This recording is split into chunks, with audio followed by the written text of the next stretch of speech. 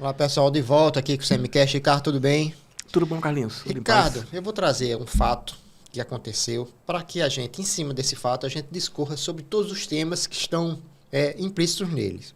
A ministra Aniele, irmã da ex-vereadora Marielle, assassinada, aquele crime bárbaro no Rio de Janeiro, foi ao jogo do São Paulo com o Flamengo, um jogo de más lembranças. Para você, né? Jogo de más lembranças, para assinar lá um decreto contra o racismo no estádio. Levou 5 assessoras e houve todo um problema. As postagens nada republicanas da assessora foram vazadas, preconceito contra o povo de São Paulo. Vazadas não, ela própria vazou. Ela própria, vazou. Uma polêmica do avião, mas assim, são vários temas intrínsecos a esse fato. A questão da utilização das redes sociais pelos políticos, a linguagem, essa questão do próprio formato das mensagens, né? O ódio, a bile da assessora, ou a assessora foi demitida, Marcele, o nome dela, né? Foi demitida, mas fica-se a lição e fica-se a constatação de que algo está errado, né, Ricardo? Eu acho que tem muita coisa errada aí, mas vamos lá. Eu acho que esse episódio tolo, que foi praticado por uma pessoa tola. Só que uma pessoa tola que ocupa um espaço, né, no ministério importante. Aniele Franco, a minha visão é essa, ela chega à condição de ministra, e é um ministério novo, né, da igualdade racial, que eu acho importante. No movimento fundamental do presidente Lula. É uma sinalização clara, primeiro, de que aquele crime político, e é um crime político, precisa sim ser elucidado. Ali você tem no Rio de Janeiro aquela mistura de política com as milícias, né? E ela foi assassinada pelas milícias, e ela o Lula pega exatamente a irmã da Marielle, a Aniele, para ser ministra. Eu achei esse gesto assim, extremamente importante, uma sinalização muito boa. Também continuo achando. A questão do voo da FAB, só passando por aqui, que eu acho uma bobagem. Também acho. Uma besteira, porque não, era uma agenda oficial. Ela foi a trabalho. Eu prefiro sempre que ministros... Assim, se não for uma viagem, o cara vai para um evento, vai voltar no mesmo dia, né, no estado, e ali você podia voltar no outro dia, você vai em voo comercial, e por que não? Silvio Almeida foi comercial. Silvio Almeida, ótimo exemplo. O ministro dos Direitos Humanos, o cara foi para lá, aliás, foi interessante que ele foi para o estádio, assinou lá o protocolo, né, o pacote que tinha para assinar, e não foi para dentro do campo distribuir medalha, mas ela estava entusiasmada, vamos dizer assim.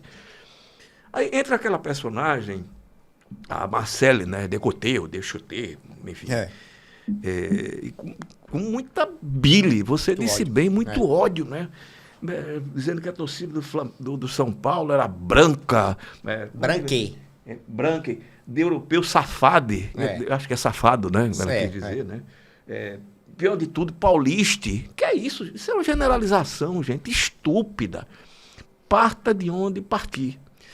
Foi demitida, e devia ter sido demitida mesmo, foi muito celeremente, rapidamente, mas isso mostra também uma coisa, que eu acho que é interessante. Não dá para você sair do campo da militância e assumir um cargo público importante. Você fazendo um paralelo até com o futebol. Você imagina, o presidente da torcida organizada do Flamengo vai ser presidente do Flamengo. Não funciona. Porque ali estão, como torcedor, as suas vísceras expostas. Porque é assim que funciona o futebol. A militância também. Está na militância, tem um papel que cumpre ali. Agora, vamos lá, de forma geral, uma pessoa absolutamente preconceituosa, né? Paulista, quer dizer, como se todo paulista fosse branco, europeu. A torcida do São Paulo. Gente, eu sou São Paulino, sou preto. E aí? Qual é o problema? Eu vou me enquadrar nessa história. Né? Isso é inexplicável. É uma bobagem. Ela é uma tola, uma boba que não pode ocupar cargo público. Foi demitida, ponto. Criou um problema para a Aniele. E você viu a imprensa já estava cascavilhando, né, o Ministério, que o Ministério está gastando demais com diária. Ela mesma, a tal da Marcela, é uma viagem a cada 12 dias, né, desde que assumiu, e dinheiro de diária. Ou seja, só criou problemas. E aí entra a história das redes sociais. Militante em rede social infantiliza adulto, em qualquer seara, infantiliza adulto. E se você leva para esse campo, né, enfim, da paixão, né, o futebol, uma paixão, e é uma paixão, eu sou um sujeito apaixonado por futebol, né? Somos. Já não tenho a paixão de outros tempos, mas assim, eu brinco, a minha vida seria um pouco menos feliz ou alegre se não existisse o futebol. Lembrando só aquela frase do Nietzsche, né? A vida sem música seria um erro. Para mim, a vida aqui no Brasil sem futebol seria um erro. Né? E ainda bem que existe o futebol. Aí ela disse que a direção do Flamengo é fascista. Por quê? Porque o cara é bolsonarista. Quer dizer, todo bolsonarista é fascista. Vamos acabar com isso. Isso é uma bobagem. Existem fascistas e existem bolsonaristas que são anti-PT, anti-Lula, e as pessoas têm direito. A palavra fascismo, genocídio, as pessoas falam isso com facilidade. É o nojo, é o ódio, o regurgito, eu vomito. Para com isso.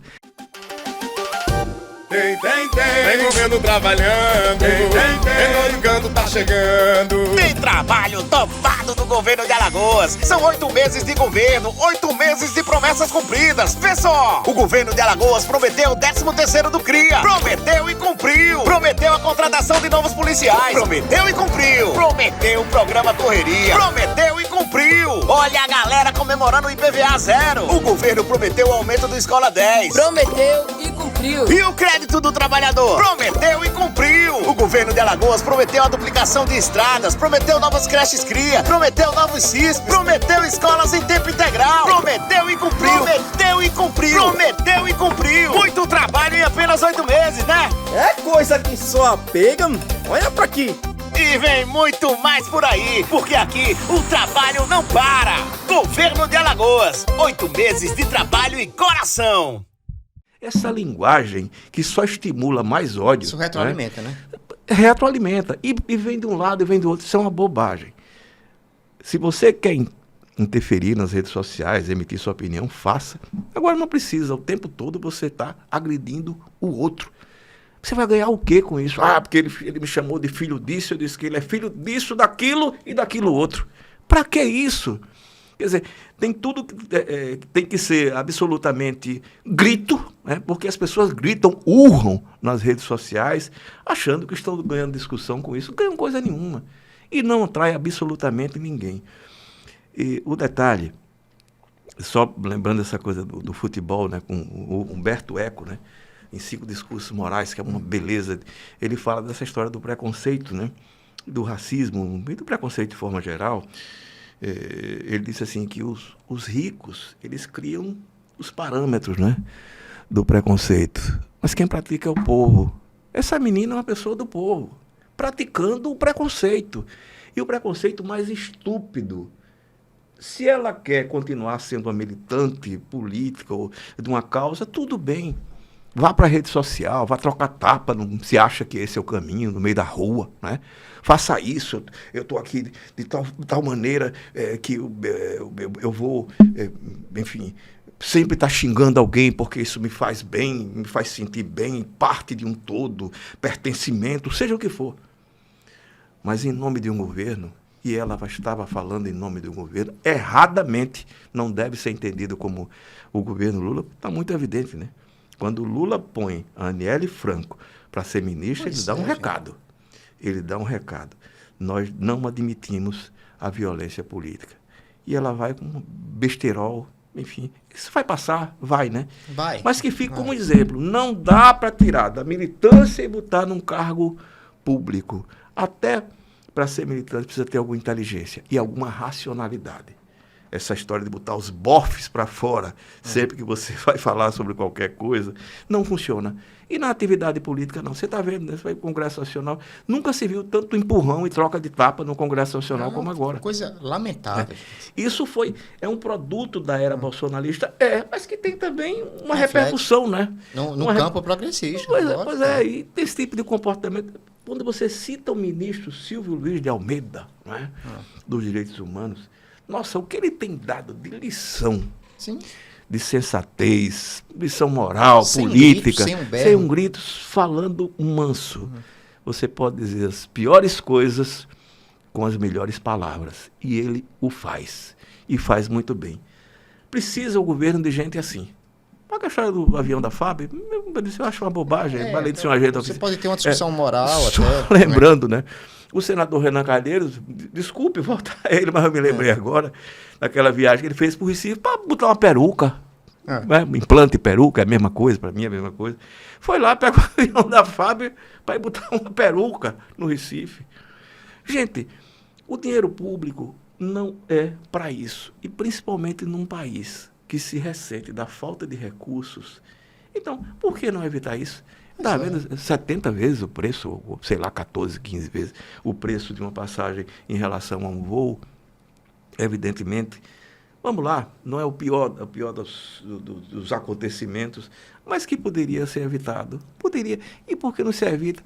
Eu fosse o Lula dizer, olha, é o seguinte, uma agenda que você vai para um estado, cumprir uma agenda e volte, o cara vai o outro, aquele ministro, né, Juscelino Filho, né? Juscelino Filho. E o cara ainda tem o nome do JK, repare Meu só. Deus do céu.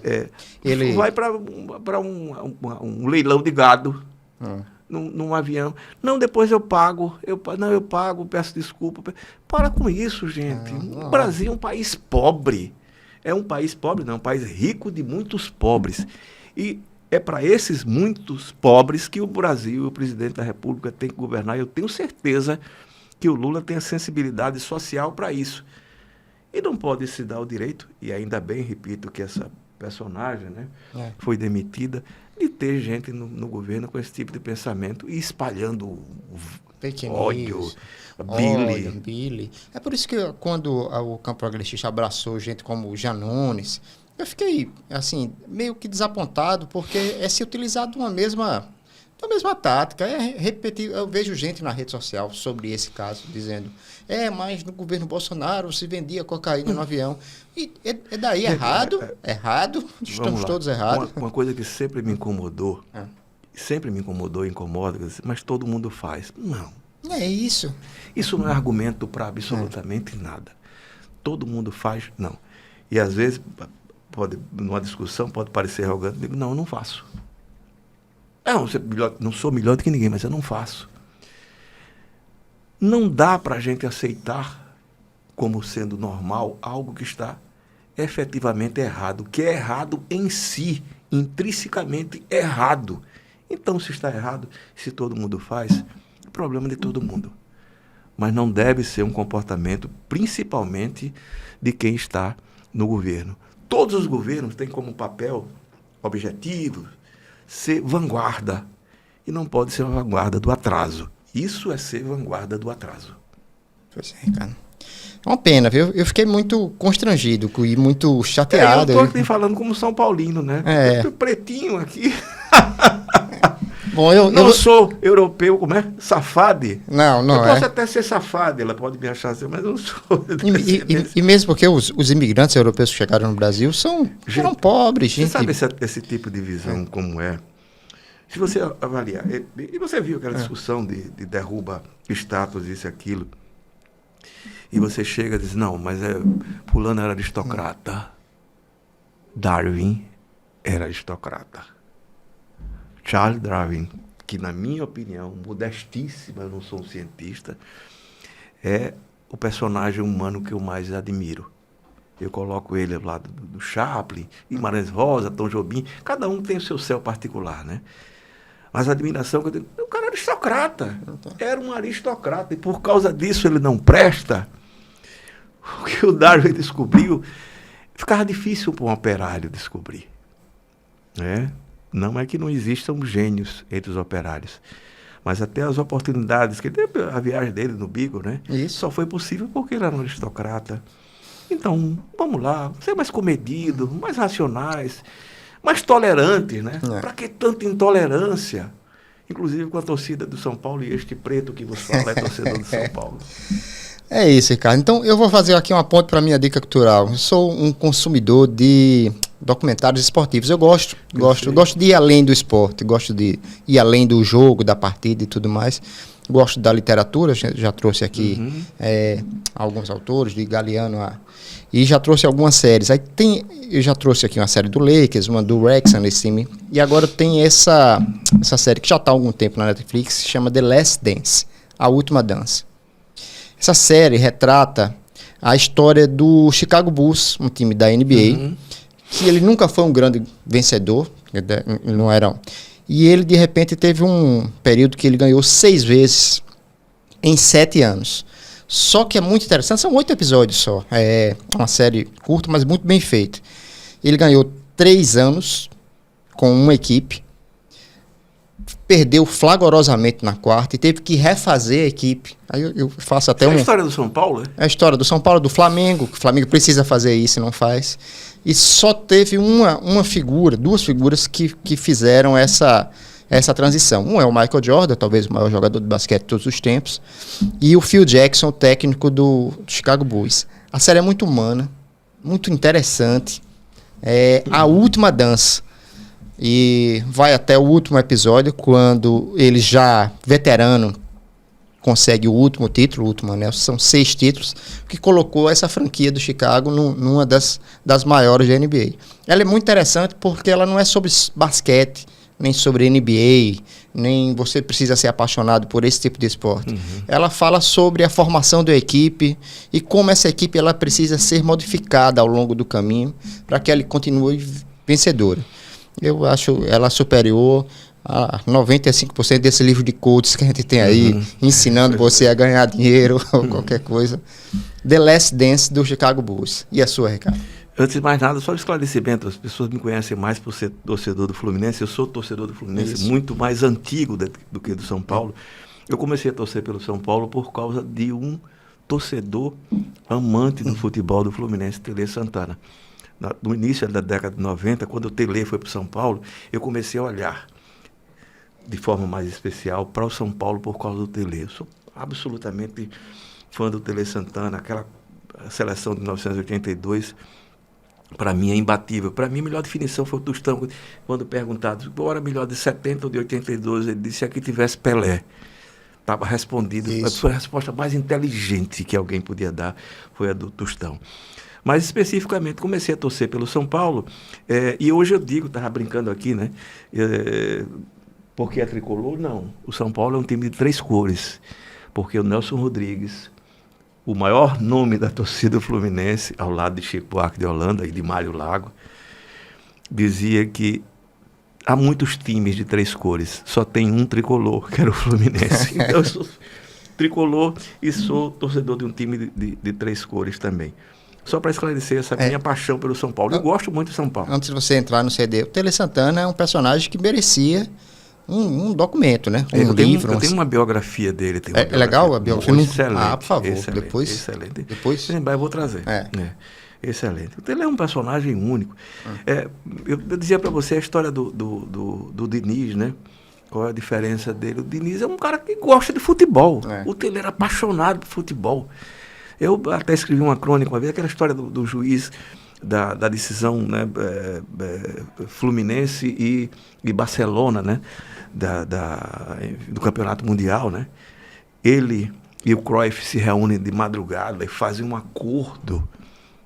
Veja que coisa bonita. Fazem um acordo que é o seguinte: jogador do meu time que der uma pancada, eu tiro. Um dizendo para o outro: eu faço a mesma coisa. Vamos fazer o jogo mais bonito que a gente já fez nas nossas vidas. Cruyff e Tele Santana. E eles fizeram um jogo belíssimo, claro que ganhou foi o Tele. Mas isso é outra história. Vamos aqui para a minha dica cultural. Isso é um disco raro, viu, gente? De fato é um disco raro. Canudos, do Jereba. O Jereba é um grande compositor baiano. E ele escreve com essas músicas, a saga de Canudos, com os personagens, batalhas, as rezas de Canudos.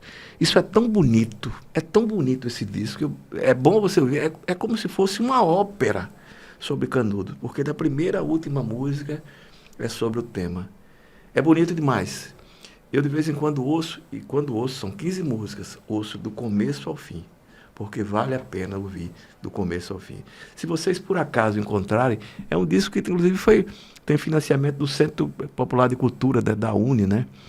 E da UMES, União Municipal de Estudantes Secundaristas de Salvador. É um disco belíssimo. Canudos, Jereba, se encontrarem por aí, ou se tiverem algum streaming, ou, enfim, ouçam, porque vale muito a pena. É uma obra fantástica, clássica. É uma ópera sobre Canudos. O cara conseguiu fazer isso. Carlos, obrigado. Até a próxima semana. Queria agradecer ao público aí pelo episódio passado, que já está entre os 3 mais assistidos da nossa história. Um grande abraço. Vamos em frente, estamos aprendendo. Estamos aprendendo.